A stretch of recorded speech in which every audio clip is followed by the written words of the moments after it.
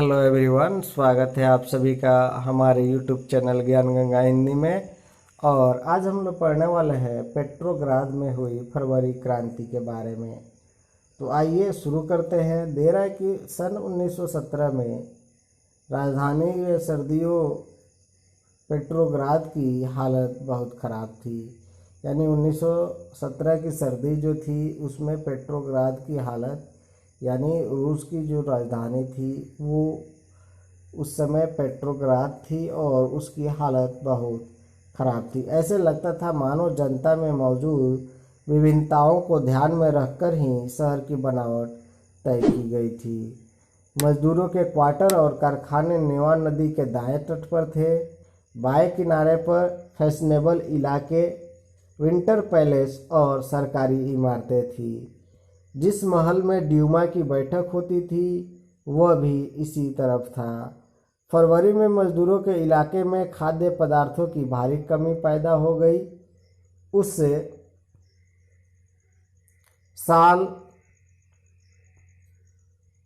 साल ठंड भी कुछ ज़्यादा पड़ी थी। भीषण कोहरा और बर्फबारी हुई थी।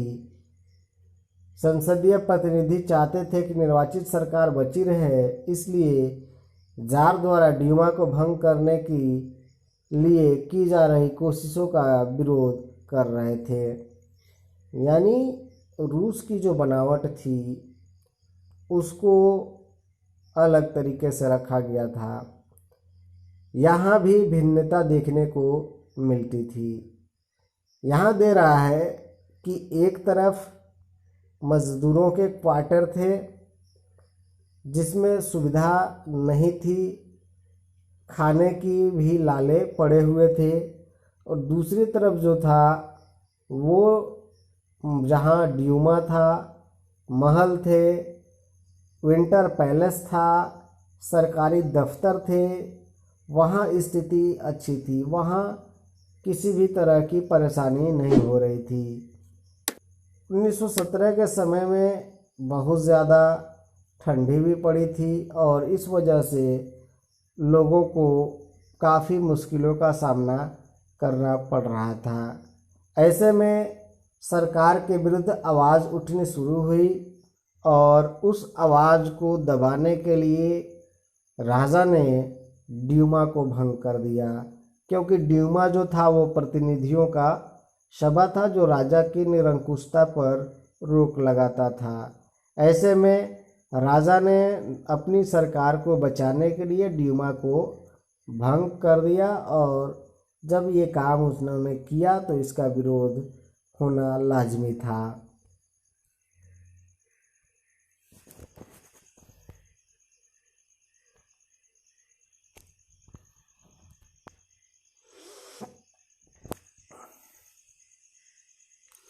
परिणाम 22 फरवरी को दाएं तट पर स्थित एक फैक्ट्री में तालाबंदी घोषित कर दी गई। तालाबंदी कहा जाता है पूर्ण रूप से उस फैक्ट्री पर ताला लगा देना, यानी उसको बंद कर देना। अगले दिन इस फैक्ट्री के मजदूरों के समर्थन में 50 फैक्ट्रियों के मजदूरों ने भी हड़ताल का ऐलान कर दिया। बहुत सारे कारखानों में हड़ताल का नेतृत्व औरतें कर रही थी। इसी दिन को बाद में अंतर्राष्ट्रीय महिला दिवस के नाम दिया गया। यानी 22 फरवरी को क्या किया गया कि जब एक फैक्ट्री में तालाबंदी की गई तो उसके अगले दिन यानी 23 फरवरी को 50 फैक्ट्रियों में मजदूरों ने हड़ताल का ऐलान कर दिया और इस वजह से उस दिन को महिला दिवस के रूप में मनाया जाने की पेशकश की गई, क्योंकि हड़ताल का ज़्यादातर नेतृत्व महिलाएं कर रही थी। आंदोलनकारी जनता बस्ती पार करके राजधानी के बीचों बीच नेवस्की प्रोस्पेक्ट तक आ गई। इस समय तक कई राजनीतिक पार्टी आंदोलन को सक्रिय रूप से संगठित और संचालित नहीं कर रही थी। जब फैशनेबल रिहायशी इलाकों और सरकारी इमारतों को मजदूरों ने घेर लिया तो सरकार ने कर्फ्यू लगा दिया। देखिए, जब फैक्ट्री से आंदोलन चल करके रिहायशी इलाकों में, यानी जहां लोग रहते थे, या जहाँ सरकारी इमारतें थी उसको लोगों ने जब घेर लिया तो सरकार ने कर्फ्यू लगा दिया। शाम तक प्रदर्शनकारी तितर बितर हो गए, लेकिन 24 और 25 तारीख को वह फिर इकट्ठा होने लगे और सरकार ने इन पर नज़र रखने के लिए घुड़सवार सैनिक और पुलिस तैनात कर दिए। तो 22 को शुरू हुआ, एक फैक्ट्री में हड़ताल हुई और 23 को 50 फैक्ट्री में हड़ताल हुई। और उसके बाद ये रिहायशी इलाकों यानी जहाँ सरकारी दफ्तर थे, सरकारी कर्मचारी थे और जहाँ सुविधाप्रस्त लोग रहते थे, उन लोगों में इन मज़दूरों ने प्रवेश करना शुरू किया। परिणाम ये हुआ कि सरकार ने कर्फ्यू लगाया और इन लोगों को वहाँ से भगा दिया। लेकिन 24 और 25 तारीख को ये फिर इकट्ठा होने लगे और उन लोगों के इकट्ठा होने के बाद सरकार हरकत में आई और उसने घुड़सवार सैनिक रख दिए कि ताकि इन लोगों पर नज़र रखी जाए। रविवार 25 फरवरी को सरकार ने ड्यूमा को बर्खास्त कर दिया। सरकार के इस फैसले के खिलाफ राजनीतिक बयान देने लगे। 26 तारीख को प्रदर्शनकारी बहुत बड़ी संख्या में बाय तट के इलाके में इकट्ठा हो गए और 27 को उन्होंने पुलिस मुख्यालय पर हमला करके उसे तहस नहस कर दिया। रोटी, तनख्वाह, काम के घंटे कमी और लोकतांत्रिक अधिकारों के पक्ष में नारे लगाते असंख्य लोग सड़कों पर जमा हो गए। सरकार ने स्थिति पर नियंत्रण कायम करने के लिए एक बार फिर घुड़सवार सैनिकों को तैनात कर दिया, लेकिन घुड़सवार सैनिकों को टुकड़ियों के प्रदर्शनकारियों पर गोली चलाने से इनकार कर दिया। गुस्साए सिपाहियों ने एक रेजिमेंट की बैरक में अपने ही एक अफसर पर गोली चला दी और जब आंदोलनकारी रिहायशी इलाकों में आकर के अपना प्रभाव जमाना शुरू कर दिए, उनको उन्होंने लूटना शुरू कर दिया। जैसे पुलिस चौकी को उन्होंने अपने अंदर ले लिया तो जार की सेना ने घुड़सवार सैनिकों को नियुक्त किया गया और आंदोलनकारियों पर अपना प्रभाव जमाने की कोशिश करने को कहा गया। लेकिन इन सिपाहियों ने भी अब इनकार कर दिया और ऐसे में जब उन पर दबाव डाला गया, उनको कहा गया कि आपको आंदोलनकारियों को पीछे हटाना है, तो गुस्सा करके सिपाही ने अपने ही एक अफसर को गोली मार दी। दूसरी रेजिमेंट ने भी बगावत कर दी और हवलदारी मजदूरों के साथ आ मिले। यानी अब सिपाही लोग ने भी विद्रोह करना शुरू कर दिया और वे हड़ताली लोगों के साथ हो गए। उस शाम को सिपाही और मजदूर एक सोवियत या परिषद का गठन करने के लिए उसी इमारत में जमा हुए जहां ड्यूमा की बैठक हुआ करती थी। यहीं से पेट्रोग्राद सोवियत का जन्म हुआ और जहां ड्यूमा की बैठक होती थी वहीं पर रेजिमेंट से जो सिपाही निकले वो यानी सिपाही हो गए और हड़ताली मजदूर हो गए। ये बैठे और बैठ करके एक सोवियत परिषद का गठन किया और उसी वजह से वहाँ पेट्रोग्राद में सोवियत संघ का या सोवियत का जन्म हुआ। अगले दिन एक प्रतिनिधिमंडल जार से मिलने गया। सैनिक कमांडरों ने उसे सलाह दी कि वह राजगद्दी छोड़ दे। उसने कमांडरों की बात मान ली और 2 मार्च को गद्दी छोड़ दी। और उसके बाद जब एक प्रतिनिधिमंडल यानी एक लोग, प्रतिनिधिमंडल मतलब क्या होता है कि आंदोलन करने वाले जो लोग होते थे, उनके जो नेता थे वो जार से मिलने गए और सैनिक कमांडर जो थे उन्होंने सलाह दी कि राजा अपने गद्दी छोड़ दे और राजा ने उनकी बात मान ली। सोवियत और ड्यूमा के नेताओं ने देश को शासन चलाने के लिए एक अंतरिम सरकार बना ली।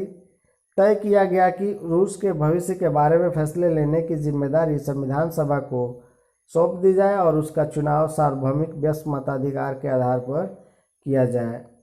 फरवरी 1917 में राजशाही को गद्दी से हटाने वाली क्रांति का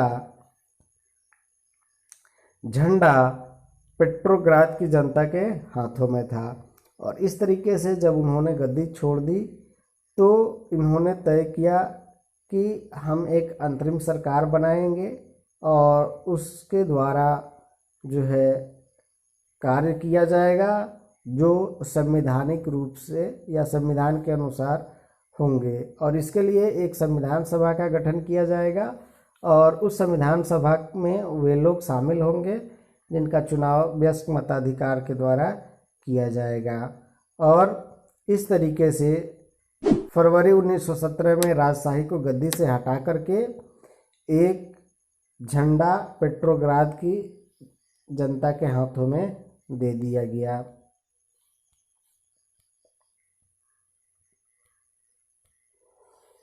अब है फरवरी के बाद।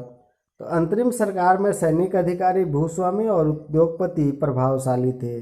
उनमें उदारवादी और समाजवादी जल्दी जल्दी निर्वाचित सरकार का गठन चाहते थे। जनसभा करने और संगठन बनाने पर लगी पाबंदी हटा ली गई।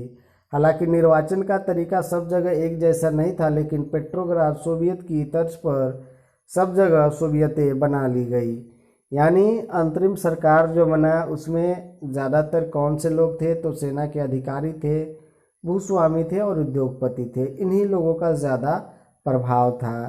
तो ऐसे में जो उदारवादी थे वो चाहते थे कि हम एक ऐसी सरकार का गठन कर लें जो निर्वाचित तौर पर चल रही हो।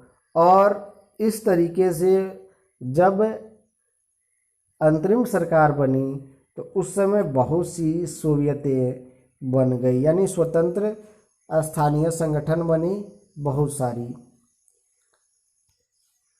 अप्रैल 1917 में बोल्शेविकों के निर्वासित नेता व्लादिमीर लेनिन रूस लौट आए। लेनिन के नेतृत्व में बोल्शेविक 1914 से ही युद्ध का विरोध कर रहे थे। उनका कहना था कि अब सोवियतों को सत्ता अपने हाथ में ले लेनी चाहिए।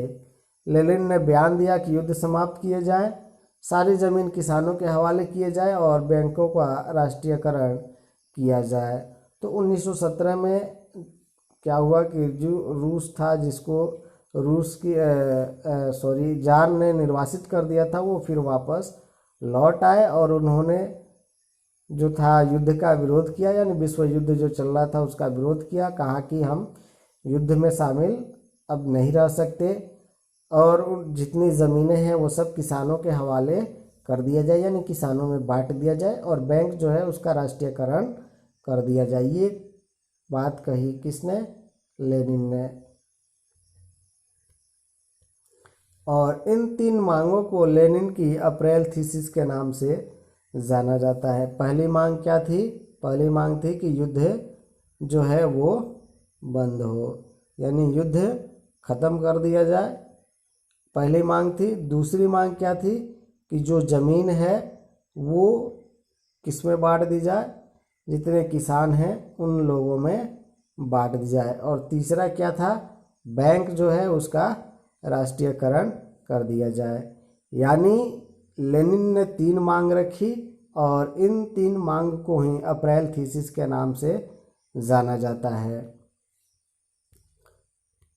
उन्होंने ये भी सुझाव दिया कि जब अब अपने रेडिकल उद्देश्यों को स्पष्ट करने के लिए बोल्शेविक पार्टी का नाम कम्युनिस्ट पार्टी रख दिया जाए। बोल्शेविक पार्टी के ज़्यादातर लोगों को अप्रैल थीसिस के बारे में सुनकर काफ़ी हैरानी हुई। उन्हें लगता था कि अभी समाजवादी क्रांति के लिए सही वक्त नहीं आया है, इसलिए फ़िलहाल अंतरिम सरकार को ही समर्थन दिया जाना चाहिए। लेकिन अगले कुछ महीनों की घटनाओं में उनकी सोच बदल गई। यानी शुरू में ये रखा गया कि अभी जो है समाजवादी तरीके से शासन चलाना सही नहीं होगा और इसलिए उन्होंने अंतरिम सरकार को ही समर्थन देने की बात कही। लेकिन बाद में जो घटनाएं घटी, जो स्थिति उत्पन्न हुई, उससे उन लोगों को लगा कि नहीं, अब जो है हम समाजवादी क्रांति के लिए तैयार हो गए हैं। क्या हुआ आइए देखते हैं।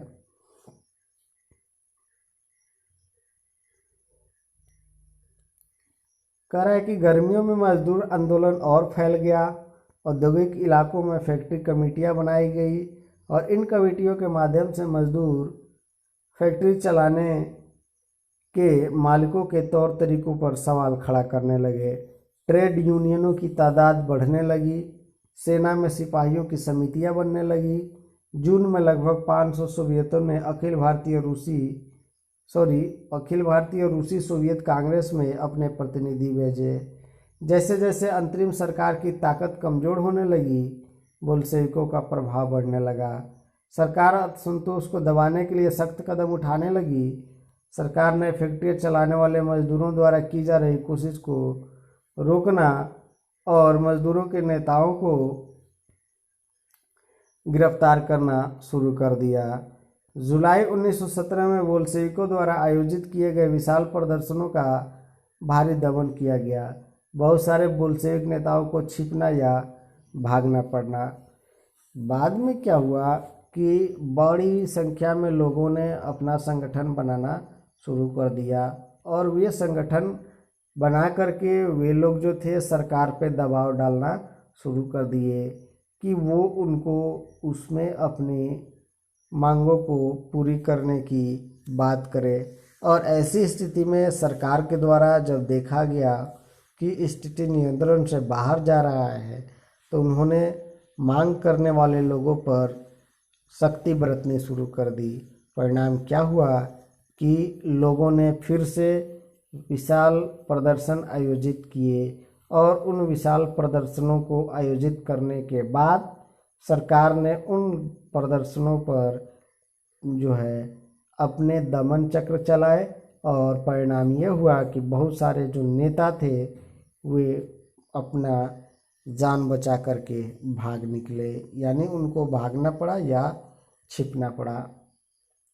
गांव में किसान और उनके समाजवादी क्रांतिकारी नेता भूमि पुनर्वितरण के लिए दबाव डालने लगे, यानी जो ज़मीन है उसको फिर से बांट दिया जाए, यानी सभी लोगों को समान हिस्से में ज़मीन जो है दिए जाए। इस काम के लिए भू समितियां बना दी गई, यानी भूमि को बांटने के लिए एक समिति बनी थी। सामाजिक क्रांतिकारियों ने प्रेरणा और प्रोत्साहन लेते हुए जुलाई से सितंबर के बीच किसानों ने बहुत सारी ज़मीनों पर कब्जा ले लिया और समाजवादी क्रांतिकारियों के द्वारा जब इस बात को कहा गया तो बहुत से किसानों ने क्या किया कि जो भूस्वामी थे उनके घरों पर हमले किए और हमला करके उनकी ज़मीनों पर वे कब्जा कर लिए। यहाँ एक तस्वीर दिखाई गई है जिसमें आप देख सकते हैं कि 17 जुलाई 1917 को बोल्शेविक समर्थन प्रदर्शनकारियों पर सेना के गोलीबारी का एक दृश्य, यानी किस तरीके से सेना ने जो है गोलियां बरसाई बोल्शेविक जो लोग मांग कर रहे थे उन लोगों पर किस तरीके से गोलियां बरसाई गई। और निश्चित तौर पर अगर इस तरह का घटनाक्रम किया जाए तो उससे वहाँ के लोगों में बहुत ज़्यादा रोष होगा। परिणाम क्या हुआ कि बोल्शेविकों का आंदोलन और तेज़ी से उभरता गया और उसका परिणाम हुआ कि रूस में सर्वहारा वर्ग का शासन स्थापित हुआ। तो बस आज के वीडियो में इतना ही। मिलते हैं अगले वीडियो में और जानते हैं कुछ और। तब तक के लिए पढ़ते रहिए, देखते रहिए, सीखते रहिए। धन्यवाद।